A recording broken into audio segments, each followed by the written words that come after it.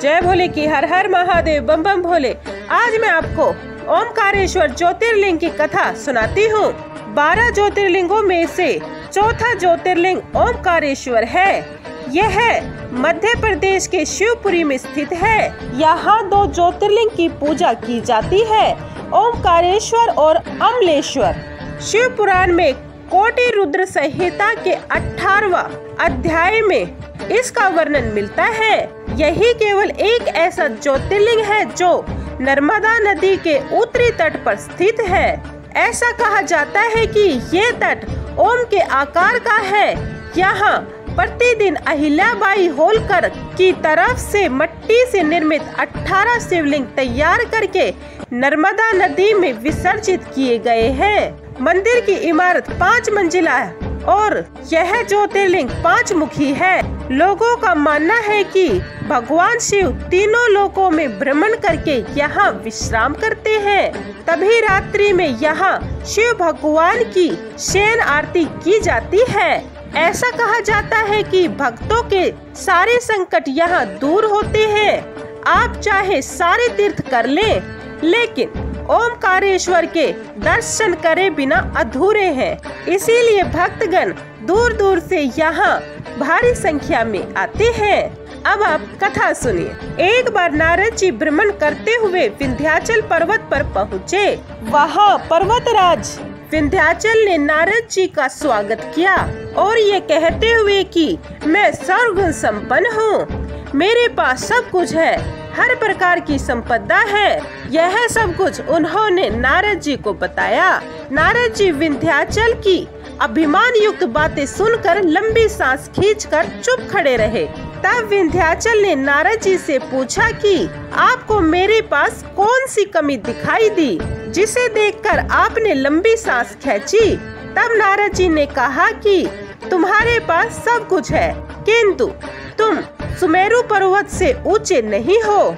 उस पर्वत का भाग देवताओं के लोकों तक पहुंचा हुआ है और तुम्हारे शिखर का भाग वहां तक कभी नहीं पहुंच पाएगा।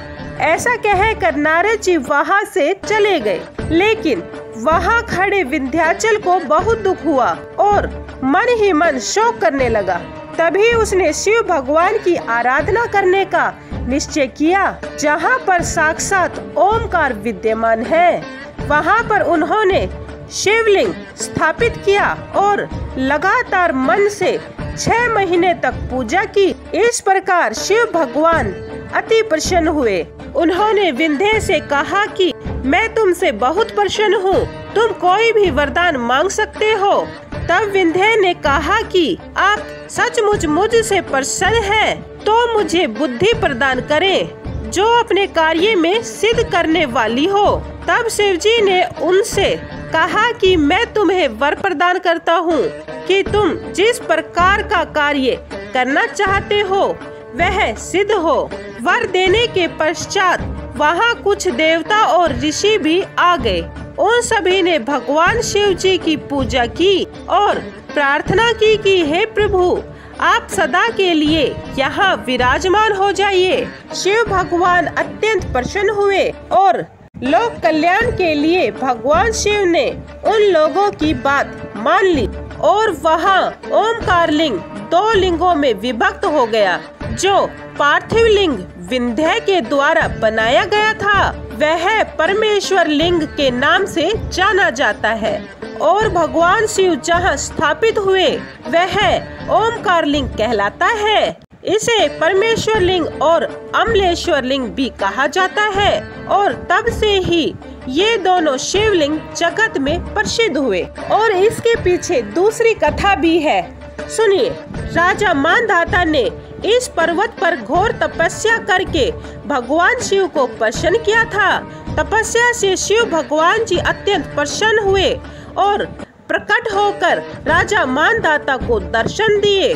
फिर राजा मानधाता ने शिव भगवान को सदा के लिए यहाँ विराजमान होने के लिए कहा। तब से शिव जी वहाँ विराजमान है। इसीलिए इस नगरी को ओमकार मानधाता भी कहते हैं। इस क्षेत्र में 68 तीर्थ है और ऐसा कहा जाता है कि यहाँ 33 करोड़ देवी देवता निवास करते हैं। यहाँ नर्मदा जी में स्नान करने का विशेष महत्व है। नर्मदा जी के दर्शन मात्र से ही आपके सारे पाप दूर हो जाते हैं। और एक और तीसरी कथा यह भी है, एक बार देवता और दानवों के बीच युद्ध हुआ। दानवों ने देवताओं को पराजित कर दिया। देवता इस बात को सहन न कर सके और हताश होकर शिव भगवान से विनती की और पूजा अर्चना की। उसकी भक्ति को देखकर शिव भगवान जी अत्यंत प्रसन्न हुए, ओमकारेश्वर ज्योतिर्लिंग रूप में स्थापित हुए। उनकी भक्ति देखकर शिवजी भगवान अति प्रसन्न हुए और ओमकारेश्वर ज्योतिर्लिंग में स्थापित होकर दानवों को पराजित किया। इसी मंदिर में कुबेर ने भगवान शिव जी का शिवलिंग बनाकर तपस्या की थी। वे शिव भक्त थे। उनकी इस भक्ति से प्रसन्न होकर शिव भगवान ने उन्हें धनपति बनाया था। भगवान शिव जी ने अपने बालों से कावेरी नदी उत्पन्न की थी, जिससे कुबेर ने स्नान किया था। यही कावेरी नदी ओमकार पर्वत की परिक्रमा करते हुए नर्मदा नदी में मिलती है। इसे ही नर्मदा कावेरी का संगम कहते हैं। जो भी प्राणी ओमकारेश्वर ज्योतिर्लिंग के दर्शन करता है उसे परम आनंद की अनुभूति होती है। जय भोले की हर हर महादेव, बम बम भोले।